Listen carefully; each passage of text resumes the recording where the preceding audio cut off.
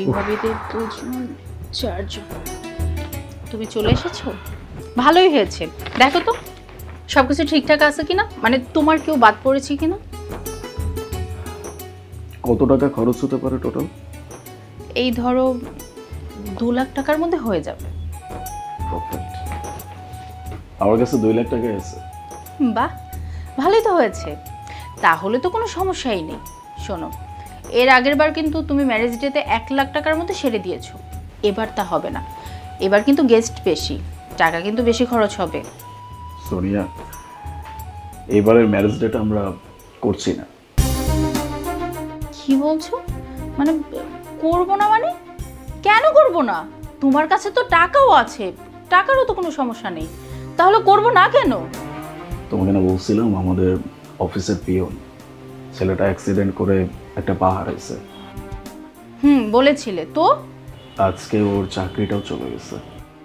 তাহলে ওইটার সাথে আমাদের ম্যারেজ ডে সম্পর্ক কোথায়? সম্পর্কটা টাকায়।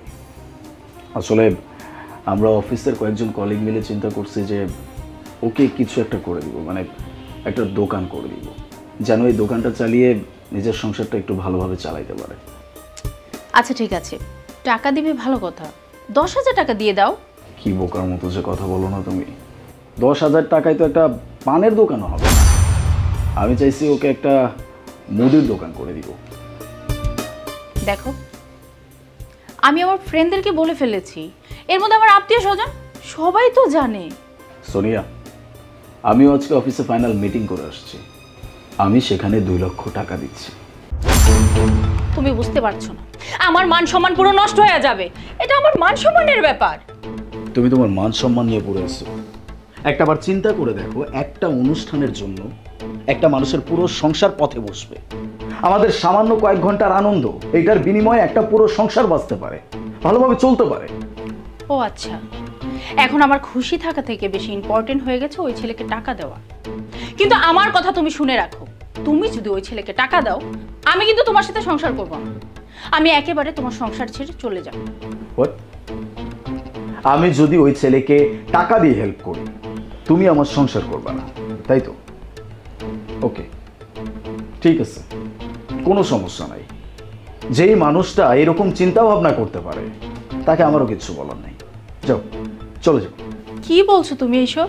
যা বলছি একদম ঠিক বলছি, যা শুনছো একদম ঠিক শুনছো।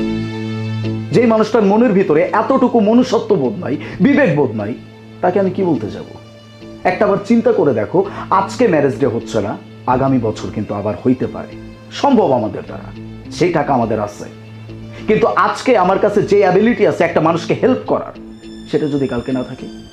একটা মানুষকে হেল্প করতেছি, কোথায় তুমি আমার ওয়াইফ, আমাকে সাপোর্ট করবা তা না, সে আমাকে বলতেছে আমি তার ম্যারেজ ডে না করতে পারলে সে আমার সংসার ছেড়ে চলে যাবে। ঠিক আছে, বললাম না, তোমার মতো মেন্টালিটির মানুষের সাথে সংসার করার আমার বিন্দু মাত্র ইচ্ছা নাই। চল। ঠিক আছে, তোমার টাকা তো, তুমি যা ইচ্ছা করো, আমি কিছু বলবো না।